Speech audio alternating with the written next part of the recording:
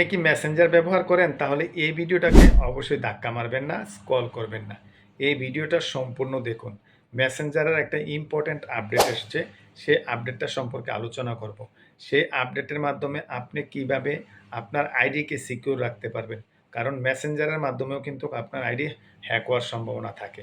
So এই সেটিংসটাকে অবশ্যই আপনি আপনার আইডির মধ্যে করে রাখেন, মেসেঞ্জারের মধ্যে করে রাখেন। তা না হলে কিন্তু আপনার আইডির জন্য ঝুঁকি আসতে পারে এবং আপনার আইডি হ্যাক হয়ে যেতে পারে।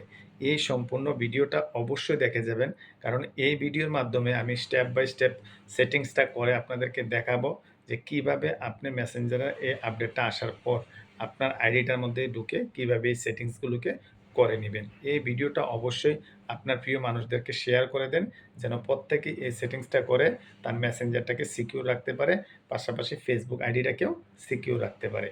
তাহলে চলুন আমি বিস্তারিত ভিডিওর মাধ্যমে দেখিয়ে দিচ্ছি। তবে তার আগে বলে রাখছি, অবশ্যই ভিডিওটা থেকে লাইক দিয়ে কমেন্টস করে জানাবেন ভিডিও কেমন লাগলো এবং শেয়ার করে অন্যদেরকে দেখার সুযোগ করে দিবেন।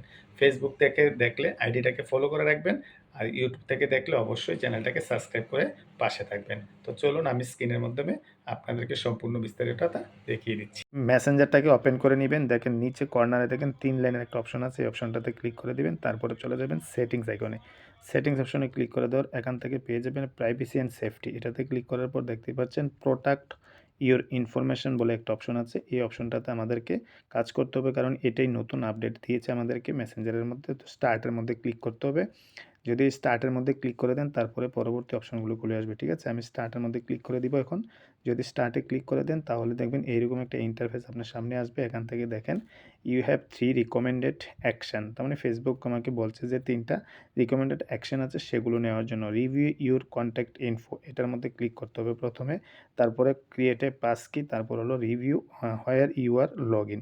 এই 3টা কাজ আমাদেরকে করতে হবে, তাহলে আমাদের মেসেঞ্জার সহ ফেসবুক আইডিটা প্রোটেক্ট থাকবে। তো তার জন্য আমি রিভিউ কন্টেন্ট ইনফরমেশন মধ্যে ক্লিক করে দিন। এখান থেকে আপনার ইনফরমেশনগুলো দেখে নেবেন এগুলো ঠিকঠাক আছে কিনা। যদি ঠিক না এখানে যদি নতুন কোনো নাম্বার আপনি দেখতে পান তাহলে সেগুলো অবশ্যই ডিলিট করবেন, নিজের নাম্বারটা ছাড়া।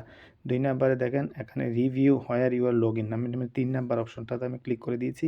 এখান থেকে আপনার ডিভাইসটাকে দেখবেন, আপনার ডিভাইস ছাড়া অন্য কোনো ডিভাইস থাকলে সেগুলোকে অবশ্যই এখান থেকে রিমুভ করে দিবেন। ঠিক আছে, তারপর 3 নাম্বার পাস কি সেট করে নেবেন। পাস কিতে ক্লিক করবেন, ক্রিয়েটে পাস কি একটা অপশন চলে আসবে, এই ক্রিয়েটে পাস কি অপশনের মধ্যে ক্লিক করে দিবেন। ঠিক আছে, তার জন্য অবশ্যই আপনার পাসওয়ার্ড লাগবে, সেই পাসওয়ার্ডগুলো যেন মনে থাকে এবং আপনার ফিঙ্গার অথবা প্যাটার্ন যেটা আপনার ফোনে দেওয়া হচ্ছে সেটা লাগবে। ঠিক আছে, পাস কিতে ক্লিক করে দিবেন। পাস কিতে ক্লিক করে দেওয়ার পর আপনার ফেস আইডি অথবা মোবাইলের প্যাটার্ন লক অথবা ফিঙ্গার লক চাইবে, সেটা দিয়ে দিবেন।